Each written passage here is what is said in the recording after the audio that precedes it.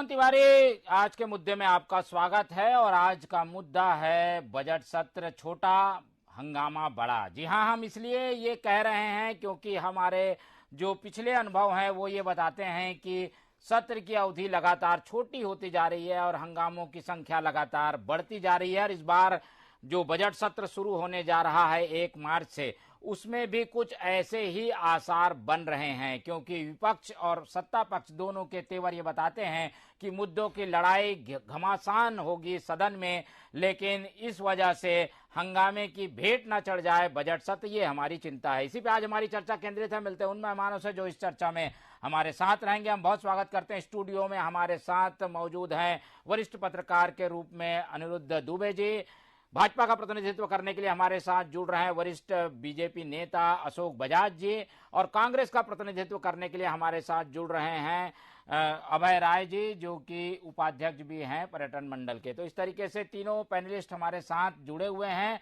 और क्योंकि ये चर्चा बजट की है, सत्र शुरू हो रहा है, तो उम्मीद हम ये करते हैं कि ज्यादा से ज्यादा जनता के मुद्दे आए। लेकिन ऐसी स्थितियां क्यों बनी हैं, कांग्रेस भाजपा के बयानों से काफी हद तक झलका है कि हंगामा ज्यादा होगा। सबसे पहले हम रुख करेंगे सत्ता पक्ष की ओर ही, अभय राय जी की ओर, लेकिन पहले हम करते हैं अशोक बजाज जी की ओर।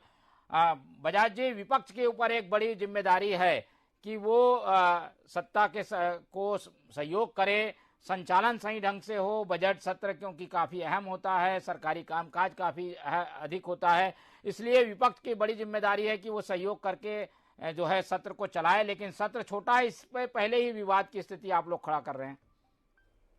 देखिए तिवारी जी, विपक्ष तो छत्तीसगढ़ में सहयोग कर रहा है, लेकिन सदन शांतिपूर्वक चले, समयबद्ध चले, इसकी जवाबदारी तो सत्ता पक्ष की होती है ना।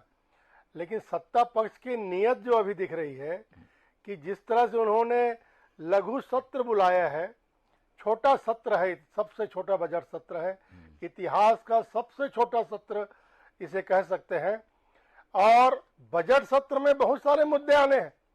भ्रष्टाचार चरम सीमा पर है, कानून व्यवस्था किस तरह से बिगड़ चुकी है, प्रधानमंत्री आवास योजना, जल जीवन मिशन योजना, और हमारे कार्यकर्ताओं पर जो नक्सली हमले हो रहे हैं, इन मुद्दों पर तो हम चर्चा करेंगे ना, चर्चा करना चाहेंगे, सरकार से जवाब मांगेंगे, सरकार का जवाब आना चाहिए। लेकिन उसके लिए ये वक्त देंगे तब ना, वक्त जितना कम से कम देंगे चर्चा उतनी कम होगी। सार्थक चर्चा हो, जनहित में चर्चा हो, इसके लिए ये जरूरी है कि पूरा समय इसको चर्चा करने का दिया जाए। लेकिन जब हमने चर्चा शुरू ही नहीं की है, हंगामा होगा, हम वो कुछ विध्वंस करेंगे, वहां पर अवरोध करेंगे, इस प्रकार की भावना विपक्ष के बारे में भारतीय जनता पार्टी में जो ला दी गई है, ये सही नहीं है। चर्चा हो, चर्चा में हम भाग लेंगे, अपना मुद्दा हम रखेंगे, सरकार अपना जवाब दे। सरकार का अगर जवाब सही नहीं आता है, संतोषजनक नहीं आता है, तो विपक्ष तो अपना जो रुख है वो अख्तियार करेगा ही। जी बिल्कुल, एक तरीके से अपनी बातों को रखने के लिए पुरजोर कोशिश करना, ये भी लोकतांत्रिक हिस्से में आता है। शायद इसलिए विपक्ष के तेवर से साफ है कि वो इस बार कोई समझौता नहीं करेगी, वो अपने मुद्दों की लड़ाई लड़ेगी। लेकिन इसका जवाब कांग्रेस कैसे देगी, इसका जवाब ले लेते हैं। हमारे साथ कांग्रेस के प्रतिनिधि के रूप में जुड़ रहे हैं अभय राय जी। अभय जी, हम देख रहे हैं कि ये सत्र जो है वो काफी अहम है, लेकिन काफी छोटा आप लोगों ने सत्र रख लिया। पहली बार 14 दिन का सत्र हो रहा है, और अगर हर विभाग को एक दिन भी आप दोगे तो 12 बड़े मंत्रियों के विभाग ही हो जाते हैं। ऐसे में तो दिन काफी कम है। ये नहीं आपको लगता कि दिन काफी कम है, मुद्दे ज्यादा हैं, तो कैसे इसमें चर्चा हो पाएगी? लोकतांत्रिक रूप से इस पे सवाल उठ रहे हैं। बहुत बजट सत्र बहुत इम्पोर्टेंट सत्र होता है, और अभी जिस तरह से मुख्यमंत्री रविंद्र चौबे जी बता रहे थे कि ऐसी परंपरा रही है कि अगर सार्थक बजट दिखेगा तो 5 बजे के बाद 11 बजे रात तक भी बैठ के होती रही और रिकॉर्ड रहा है। अगर आवश्यकता पड़ेगी, विधानसभा अध्यक्ष से मांग होगी, आवश्यकता महसूस होगी, तो बजट सत्र बढ़ाना और कम करना है विधानसभा अध्यक्ष के हाथ में होता है। लेकिन सवाल है कि छत्तीसगढ़ में जो विपक्ष है वो क्या जनता के मुद्दों को उठा रहा है? वो क्या जनता के मुद्दों के साथ है? छत्तीसगढ़ में विपक्ष तो केवल अपने मुद्दे, वो प्रधानमंत्री आवास की चिंता करते हैं, उनको प्रधानमंत्री आवास की चिंता नहीं है। अगर उनको प्रधानमंत्री आवास की चिंता होती तो ये लोग 9 के 9 सांसद जाते और प्रधानमंत्री से पैसा जो केंद्र का है वो लेके आते। राज्य सरकार ने राजस्व जमा कर दिया है। इनको तो अपने जो 15 साल की छत छीन गई है, जो 15 साल तक ये सत्ता भोगी बने रहे, उस छत की चिंता है कि फिर से कैसे वापस आए। और बजट सत्र बहुत महत्वपूर्ण है, इसमें प्रश्नकाल होंगे, ध्यानाकर्षण होंगे, आप मुद्दे उठाइए, बहस करिए, लेकिन छत्तीसगढ़ सरकार के खिलाफ इनके पास कोई मुद्दा नहीं है। ये बिना वजह आज नक्सली हत्याएं, क्या भूपेश सरकार के 4 साल में नक्सली हत्याएं हो रही है? 15 साल में नहीं होती थी? तब विपक्ष कहा, तब भारतीय जनता पार्टी कहाँ थी? कानून, लॉ एंड कानून की बात करते हैं, लॉ एंड ऑर्डर की। यही बिलासपुर है जहाँ पत्रकार सुशील पाठक की हत्या हुई, आज तक पता नहीं चला। तब कानून व्यवस्था कहाँ गई थी? आज तो अपराधी गिरफ्त में, अपराधी जेल के शिक्षों में। अगर अपराध होता है तो 24 घंटे 36 घंटे के अंदर पुलिस गिरफ्तार करती है। एक भी अपराध छत्तीसगढ़ में ऐसा नहीं है तो चाहे अपराधी किसी प्रदेश में जाके छुपा हो, छत्तीसगढ़ की पुलिस को पकड़ के लाती है। लेकिन उसके बाद भी विपक्ष का धर्म है कि मुद्दे उठाना चाहिए, और विधानसभा का सत्र बुलाया इसीलिए जाता है कि सरकार के कामकाज में कोई कमी दिखे तो छत्तीसगढ़ के विपक्ष से आवाज उठाए। और मैं बड़े गर्व के साथ कहता हूँ, मोहन तिवारी जी, अशोक बजाज जी बैठे हैं, कि 14 के 14 जो विधायक है ना, वो पूरी विधानसभा चलाए हुए लोग हैं। पूर्व विधानसभा अध्यक्ष हैं, पूर्व मुख्यमंत्री हैं, 5-5 सांसद बार के विधायक हैं। लेकिन होता क्या है कि भाजपा का कोई एक विधायक बोलता है और 4 विधायकों के पेट में दर्द होने लगता है, वो भी आवाज उठाने लगते हैं कि बृजमोहन को मौका कैसे मिल गया। अजय चंद्राकर जी चिल्लाएंगे, तिरोत्तम शर्मा जी वहां से आवाज देना चालू करेंगे। तो जो 14 लोग हैं, बहुत बड़े लोग हैं, अगर गंभीर होकर ये बात करेंगे तो जनता सुनेगी, जनता को फायदा होगा। लेकिन ये चेहरा बनने के लिए मुख्यमंत्री की कुर्सी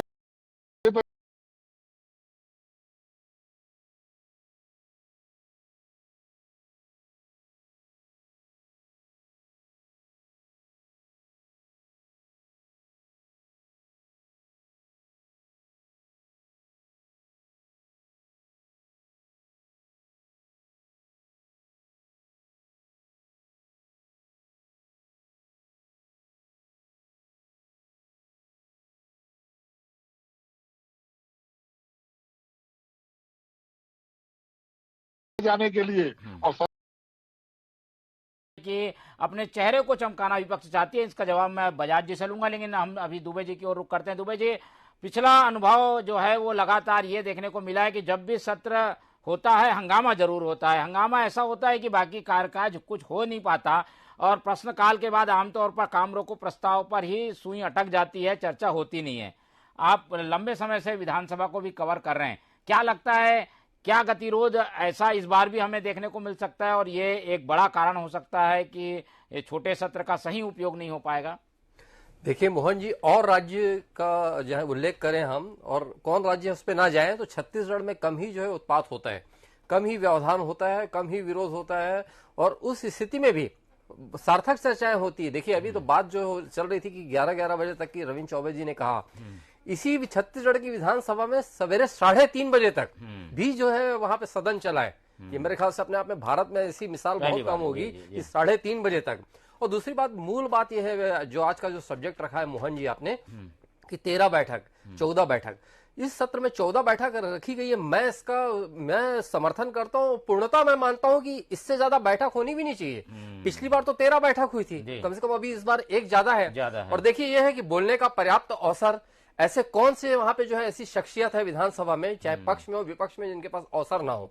भारतीय जनता पार्टी की बात करें तो बृजमोहन जी हैं, धर्मलाल कौशिक जी हैं, डॉक्टर रमन सिंह जी हैं, अजय चंद्राकर जी हैं, शिवरतन शर्मा जी हैं। बट अब आज जब से विपक्ष में तो अपनी बात उन्होंने पूर्णता रखी और पूर्णतः अवसर होते हैं। रही बात अगर कि नए विधायकों की, तो उनके लिए प्रश्नकाल होता है, ध्यानाकर्षण होता है, शून्यकाल होता है। तो ऐसा कहीं कोई वो नहीं है कि सत्र लंबा हो तो ही वहां पे विधायक अपनी बात रख सकते हैं। और मैं तो मतलब पिछले बार भी जब वो 13 बैठकें हुई थी और कई डिबेट में मैं शामिल हुआ था, तब भी मैंने उसका पूर्णतः समर्थन किया था, उस पक्ष में था। और आज भी मैं उस बात पे कायम हूं। जो इस समय में जो ये कदम उठाया गया है उसकी सराहना करना चाहिए, स्वागत करना चाहिए, क्योंकि जो ग्रास रूट में जाके काम करना जनप्रतिनिधियों का, वो ज्यादा जरूरी है मोहन जी, ज्यादा जरूरी है, बजाय इसके कि सदन में जाके वहां पे बहस कर रहे हैं, सदन में जाकर चिल्ला रहे हैं। वहां पे पता लगा गर्भगृह में जा रहे हैं। किसी पार्टी विशेष एक की बात नहीं कर रहा हूं मैं, इसमें कांग्रेस भाजपा नहीं है, लेकिन समय बजाय इसके आज जो फिर ये चुनावी वर्ष है, परफॉर्मेंस का वर्ष है। आज दोनों पक्ष परफॉर्मेंस की बात कर रहे हैं। भूपेश बघेल जी भी बोलते हैं कि मैं आकलन करूंगा, हमारी पार्टी आकलन करेगी तब टिकट तय होगी। भारतीय जनता पार्टी में भी वही देखा जा रहा है। तो आप छोड़िए ना, काहे को आप वो अवधि बढ़ाने की बात कर रहे हैं। आप जितना है उतने समय में अपनी सार्थक चर्चा करिए, बात रखिए और जाके अपना काम दिखाइए, परफॉर्मेंस दिखाइए। आपकी ज्यादा जरूरत वहां पे ग्रास रूट में है, जमीन पे है। जी बिल्कुल, हमारे दोनों पैनलिस्ट शायद एक ही राय हैं और इनका जवाब देना है बजाज जी को। बजाज जी, इस तरीके के तर्क सामने आ रहे हैं। कांग्रेस ने तो आलोचना की है कि भाई आप लोग हंगामा करते हैं, चर्चा करते नहीं। दूसरी ओर वरिष्ठ पत्रकार ये भी कह रहे हैं कि समय कितना भी रहे उसका उपयोग आप किस बेहतरी से कर सकते हैं, किस ढंग से अपने मुद्दों को रखते हैं, इस पर निर्भर करता है सारा चीज। ऐसे में अवधि को लेकर आपको मुद्दा बनाने की आवश्यकता नहीं है। बजाज जी देखिए तिवारी जी, हमारे जो 14 विधायक हैं ये एक से एक नगीने हैं और हर विषय के पारंगत लोग हैं। इनको बोलने का पर्याप्त अवसर मिलना चाहिए। सरकार की जवाबदारी है कि जब ये कोई प्रश्न रखते हैं तो उसका समाधान करें। समाधान कारक उत्तर आना चाहिए, संतोषजनक उत्तर आना चाहिए, लेकिन उत्तर आता नहीं है। कई मंत्री ऐसे हैं जो तो जवाब देने से बिचकते रहते हैं। बीच बीच में मुख्यमंत्री जी को हस्तक्षेप करना पड़ता है या वरिष्ठ मंत्रियों को हस्तक्षेप करना पड़ता है।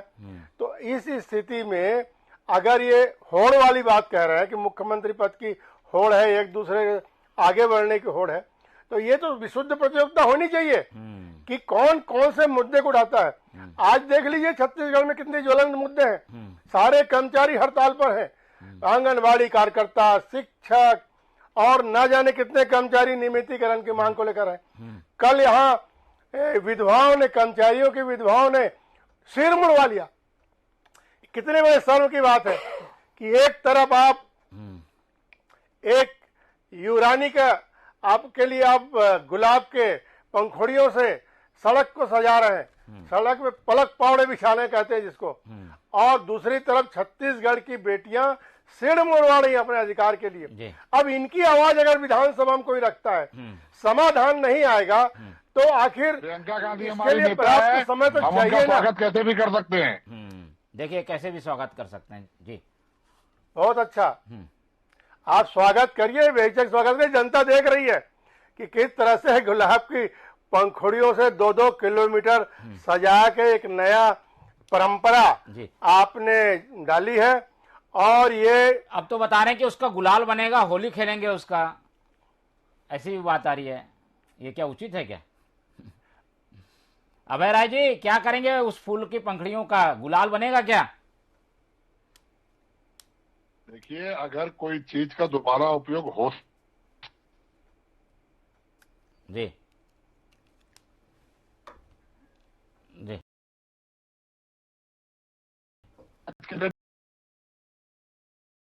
में पानी हम रिसाइकल करते हैं, आज की बहुत सारी चीजों को हम पूरा यूज करते हैं,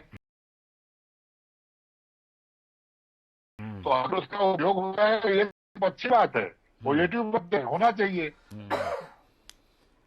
चलिए, इसको लेकर अलग अलग बयानबाजी भी आई है, लेकिन आज हमारी चर्चा इस पर नहीं है। हमारी चर्चा विधानसभा सत्र के कामकाज को लेकर है। और बजाज जी जैसा कि तर्क दे रहे हैं कि भाई विपक्ष तो कई तरीके की बातों को रखना चाहता है, पर शायद सत्ता पक्ष ये क्यों चाहेगा कि विपक्ष को इन बातों का मौका मिले, वो कार्रवाई को जो है खत्म करने में जल्दबाजी करता है, शासकीय कामों को पूरा करके काम जल्दी निपट जाए, ये चाहता है शायद, इसलिए सत्र की अवधि छोटी है और उसमें कामकाज भी कम होता है। ये बात आ रही है बजाज जी की ओर से। अभय राय जी, देखिए, मोहन तिवारी जी, किसी ने कहा है कि निंदक नियरे राखी आंगन कुटी छवाए। तो सत्ता पक्ष तो चाहेगा और हमारे सभी मंत्री मुख्यमंत्री भी चाहेंगे और हम सब लोग चाहेंगे कि यदि हमारे काम में कहीं कोई दोष हो, हमारे काम में कोई कमी हो और जनता तक हमारा काम सही तरीके से नहीं पहुंच रहा हो, तो कौन आवाज उठाएगा? विधानसभा होती है कि विधायक जो विपक्ष के बैठे वो आवाज उठाएंगे। 14 लोग भाजपा के हैं, कुछ लोग जोगी कांग्रेस के हैं, कुछ निर्दलीय है, बहुत ज्यादा। अभी दुबे जी ने बहुत अच्छी बात कही कि अगर ये लोग चाहेंगे तो ये समय बहुत ज्यादा है। समय का सदुपयोग कैसे करना है, क्या चीजें हमें बोलना है, कौन से आरोप हमको सही ढंग से लगाना है। अब केवल आप मनगढ़ंत बातें लेंगे, केवल आप राष्ट्रीय मुद्दे लाके विधानसभा में हंगामा मचाएंगे। जी, चलिए अभय राय जी से फिर संपर्क करेंगे, लेकिन अवधि को अगर छोड़ भी दें तो मुद्दों के लड़ाई के हिसाब से दोनों पक्षों का क्या क्या कहना है, एक एक करके पहले जान लेते हैं। बजाज जी, आप लोगों के पास कोई मुद्दों की लिस्ट तो होगी, कल विधायक दल की बैठक भी है। क्या लगता है इस पूरे सत्र में बजट के अलावा, यानी सरकार की योजनाओं के अलावा, आप लोग के पास जो मुद्दे हैं उसके जवाब आ पाएंगे? आप लोग के पास क्या क्या है जिन्हें आप लेके सदन में उतरने वाले हैं? देखिए तिवारी जी, 4 साल हो गए इस सरकार को, 4 साल ज्यादा बीत गए। इन्होंने जन घोषणा पत्र में जो लोक लुभावनी बातें लिखी थी, उनका कहीं पालन हुआ है ऐसा लगता है क्या? कहीं पालन नहीं हुआ। आप केवल सिगुफा छोड़ते रहे, हवाई बातें करते रहे, लोगों को दिग्भ्रमित किया, लोगों ने आपको वोट दे दिया। सरकार में आके अब उनकी बात अब सुनना नहीं चाहते। अब ये भेंट मुलाकात में गए, वहां लोगों ने प्रश्न किया तो वहां पर उनके खिलाफ में दुनिया भर की बातें हुई, हर जगह हंगामा हो रहा है। आज आरक्षण को लेकर पूरे आदिवासी वर्ग में बहुत नाराजगी देखी जा रही है। आखिर ये मुद्दे आएंगे कि नहीं आएंगे? इन मुद्दों को कौन उठाएगा? रायपुर तो इतना, रायपुर राजधानी जो है रोज रक्त रंजित हो रही है, यहाँ इतने जीवन लोगों का असुरक्षित हो गया है। इस स्थिति को, इन मुद्दों को अगर भारतीय जनता पार्टी नहीं उठाएगी तो कौन उठाएगा? प्रधानमंत्री आवास योजना के अंतर्गत लोगों ने स्वीकृत होने के बाद अपना आशियाना तोड़ दिया, जो टूटा फूटा था उसको पूरा उजाड़ दिया, समतल कर दिया। अब वो इंतजार कर रहे कब हमारा पैसा आए हमारे अकाउंट में तो हम कम अपना नया आशियाना बनाना शुरू करें। लोग तो भुगत रहे हैं ना, नल कनेक्शन में भ्रष्टाचार, जल जीवन मिशन में आप देख रहे हैं अभय राय जी, रोज नोटिस दिया जा रहा है ठेकेदारों को। ये तो 1 दर्जन से ज्यादा मुद्दे हैं इनके पास और आपकी बैठकें 14 से ज्यादा तो मुद्दे हैं इनके पास। पहला दिन तो राज्यपाल का अभिभाषण है, फिर उसका धन्यवाद प्रस्ताव है। ऐसे में कैसे हो पाएगी चर्चा? एक एक दिन एक एक चर्चा अभी करेंगे तो कम पड़ जाएगी। जन घोषणा पत्र के 36 में से 32 वादे पूरे हो चुके हैं। मैं अशोक बजाज जी को धन्यवाद देता हूं कि कांग्रेस को घोषणा पत्र को जन घोषणा पत्र कह रहे हैं और लोक लुभावनी बातें थी उसमें। 15 साल में जिनके तरफ आपने ध्यान नहीं दिया उन सबको हमारी सरकार ने राहत दी है। आज धान खरीदी से लेके हमारे मजदूर न्याय योजना हो, गोधन न्याय योजना हो, गोबर खरीदी योजना हो, आज किसान खुशहाल है, मजदूर खुशहाल है और छत्तीसगढ़ की तस्वीर बदल रही है। अब छत्तीसगढ़ तरक्की कर रहा है, अब छत्तीसगढ़ आर्थिक प्रगति की ओर जा रहा है। पूरे कोरोना काल में पूरी दुनिया की और भारत देश की आर्थिक स्थिति पीछे गई, छत्तीसगढ़ आगे गया, इसलिए कि छत्तीसगढ़ की मंत्री अपनी योजनाओं के माध्यम से गरीबों की जेब में पैसा डाल रहे थे और दूसरी तरफ ये अडानी और अंबानी को देके वो डकैती करने काम कर रहे थे। मुद्दे तो हमारे पास भी हैं, महंगाई की बात करेंगे, बेरोजगारी की बात करेंगे, मुद्दों की फेरलिस्ट कमी नहीं है। लेकिन एक बजट आने वाला है, बजट में जो भी बातें आएंगी उस पर सार्थक बहस हो और जो कमियां दिखे, विपक्ष कैसा बजट चाहता था वो अपना खाका प्रस्तुत करे और हम अपना बजट पेश करेंगे। अगर उसमें कोई कमी दिखती हो तो उस पर बात की जाएगी और 14 दिन में अगर ये चाहें तो हम 14 दिन को बढ़ाने की भी बात कर सकते हैं। विधानसभा अध्यक्ष के पास ही जाएं, लेकिन विधानसभा अध्यक्ष को लगेगा कि 14 दिन सार्थक बात हुई है और होनी चाहिए। लेकिन 14 दिन को केवल नारेबाजी में, बहिर्गमन में और पार्टी के एजेंडे में चलाने का विधानसभा को प्रयास करेंगे तो वो संभव नहीं है और वो जनता के पैसे की बर्बादी करेंगे लोग। चलिए, तो ये सत्र काफी महत्वपूर्ण है, बजट सत्र है और क्योंकि चुनावी साल का ये बजट सत्र है इसलिए बजट जब आएगा तो काफी कुछ हद तक घोषणा पत्र की बातें भी पूरी होंगी, जो कि एक बड़ा मुद्दा विपक्ष के पास है। हम दुबे जी के पास चलते हैं। दुबे जी, क्या लग रहा है बजट सत्र में बजट जो आएगा 6 तारीख को किस ढंग का होगा? हम माने चुनावी बजट मुख्यमंत्री भूपेश बघेल पेश करेंगे? निश्चित रूप से देखिए कि बजट में काफी अध्ययन हुआ है और 2 महीने पहले ही सभी विभागों को उन्होंने कह दिया था कि तैयारी रखें। और बजट गोपनीयता से भरा रहता है मोहन जी, तो इसलिए जो है मतलब जो भी है हम अगर कहीं कहें पूर्वानुमान और ये सब तो यहाँ पे कोई इसका औचित्य नहीं है। और लेकिन हाँ, किसानों की बात जो है इस बजट में होती दिखेगी फिर से, ये मुझे लग रहा है। भारतीय जनता पार्टी के शासनकाल में एक प्रयोग अच्छा हुआ था, मतलब ये कि वहां पे जो है एक तो सामान्य बजट और एक कृषि बजट, हालांकि कोई कृषि बजट एक अलग से वो नहीं होता था, लेकिन उसी बजट में उस पर चर्चा कर ली जाती थी। तो मुझे लग रहा है कि जैसे पूर्ववर्ती सरकार जो है किसानों पे और खेती पे जो जोर दी थी वो अपने ढंग से उनका अपना तरीका था, यहाँ पर भी उस पर बात होगी। और कुछ इंफ्रास्ट्रक्चर के लिए मुझे लगता है कि नया रायपुर और वह जैसे कुछ है, कुछ क्षेत्र है, तो उस पे जो है अलग से मद रहेगी। और जहां तक के मुद्दा है आबकारी और भी जो है बहुत सारी चीजें और नक्सलवाद का उन्मूलन, उस पे जो है बहुत बड़े जो है मतलब आंकड़े उस पे देखने को मिल सकते हैं। तो कुछ ऐसा दृश्य दिखेगा जी। हम ये भी समझना चाहेंगे क्योंकि करीब 3-4 महीने बाद तो आचार संहिता की दायरा शुरू हो जाएगा। ऐसे में ये बजट जो सत्र आएगा या बजट जो आएगा, कितना हद तक सरकार उसका उपयोग कर पाएगी? प्लानिंग ही रहेगी लगता है, ये भी बात उठ के सामने आ रही है। आपको क्या लगता है दुबे जी? ये मोहन जी कहना सही है। देखिए क्या है कि मतलब ये है कि सितंबर से ही जो है, भले आचार संहिता बाद में लगे, लेकिन सितंबर से ही एक जो माहौल जो है बिल्कुल बदल जाता है छत्तीसगढ़ में, क्योंकि दिसंबर में चुनाव होते रहे। तो ये कुल मिलाकर जो है ये बजट एक शब्द ही जुड़ जाता है, चुनावी बजट। लेकिन हाँ, धीरे धीरे जो कदम बढ़ रहे हैं और जो प्रयास चल रहे हैं, तो उससे तो लगता है कि जिस गति से अभी कोरोना के कारण 2 साल जो है बहुत सारी चीजें प्रभावित हुई, लेकिन उसके बाद भी जो है अभी इंफ्रास्ट्रक्चर और बाकी जो चीजों पे काम तो बढ़ा है। हालांकि कोई बहुत सारे नए काम शुरू नहीं हो पाए। तो आप जो कह रहे हैं इस बात से सहमत हूं कि उसमें बहुत सारी चीजें तो ऐसी है कि जिसका क्रियान्वयन कर पाना बड़ा मुश्किल है।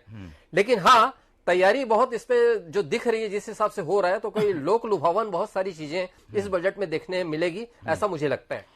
तो जैसे कि उम्मीद है कि इस बजट से काफी हद तक उन बातों पर सरकार फोकस करेगी जो कि घोषणा पत्र से जुड़ी हुई हैं, तो वो कोशिशें विपक्ष के लिए एक चुनौती होगी। एक एक करके दोनों प्रवक्ताओं से जवाब ले लेते हैं, समय की कमी है। बजाज जी, आपने सुना कि बजट तो आएगा, तो सरकार क्योंकि अपना कार्यकाल का ये आखिरी बजट पेश कर रही है, अगले बार चुनाव है, तो वो तो काफी हद तक सारी चीजों को शामिल कर लेगी जो जो उनके वादे हैं। ऐसे में आप लोग के पास तो कुछ बचेगा नहीं बोलने के लिए, फिर जवाब क्या आप लोग लेंगे सरकार से? देखिए, जब अंतिम अवसर आएगा तब ये घोषणा करेंगे, अपने घोषणा पत्र पर अमल में लाएंगे, तो उससे जनता तो समझती है ना।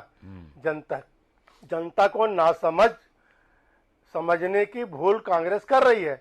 आज अगर ये बजट में लाते भी हैं तो नया वित्तीय वर्ष 1 अप्रैल से आएगा। 1 अप्रैल से आप लागू करेंगे, फिर 1-2 महीने बाद बरसात आ जाएगी, फिर सितंबर के बाद अक्टूबर में आचार संहिता लग जाएगी, तो आपको काम करने का अवसर मिलेगा नहीं। लेकिन ये है कि आप फिजा बनाने में सफल होंगे, ये आपके पास अंतिम अवसर है। इसके बाद और कोई अवसर नहीं मिलने वाला है कि आप कोई अपनी घोषणा पत्र को पूरा कर सके या जनता के बीच में अपने विचारों को, सिद्धांतों को लाद सके। इसके बाद और कोई अवसर कांग्रेस को नहीं मिलने वाला है, ये अंतिम अवसर है। हालांकि वो अभी तक जो किए हैं उससे जनता बहुत खुश रहे, ऐसा मुझे नहीं लगता। जनता आने वाले समय में इनको माकूल जवाब देगी, आप देख लीजिएगा। बजट के रूप में अंतिम अवसर है, अभय राय जी क्या जवाब देंगे? ये अंतिम अवसर को स्वीकार करेगी क्या जनता? देखिए, ये भारतीय जनता पार्टी का वर्ड है अंतिम अवसर। अभी तो हमको छत्तीसगढ़ के लिए बहुत काम करना है। छत्तीसगढ़ में 18 में सरकार बनी, 23 में फिर हमारी सरकार बनेगी, और जो छत्तीसगढ़ मॉडल को हमने 4 साल चलाया है, इस साल भी हम काम करेंगे। उस छत्तीसगढ़ मॉडल में और गरीब व्यक्ति कैसे शामिल हो, किसान कैसे शामिल हो, रोजमर्रा की जिंदगी जीने वाले कैसे शामिल हो, और सबका विकास, सबको साथ लेकर चलने की बात उस मॉडल में कैसे शामिल हो, ये प्रयास इस बजट में होगा। अभी तक 4 बार का बजट भी अच्छा रहा है, 5वां बजट भी छत्तीसगढ़ की जनता के लिए होगा। और भूपेश का सबसे बड़ा डेवलपमेंट है भूपेश सरकार का, मुख्यमंत्री भूपेश बघेल जी का, कि भूपेश है तो भरोसा है। जनता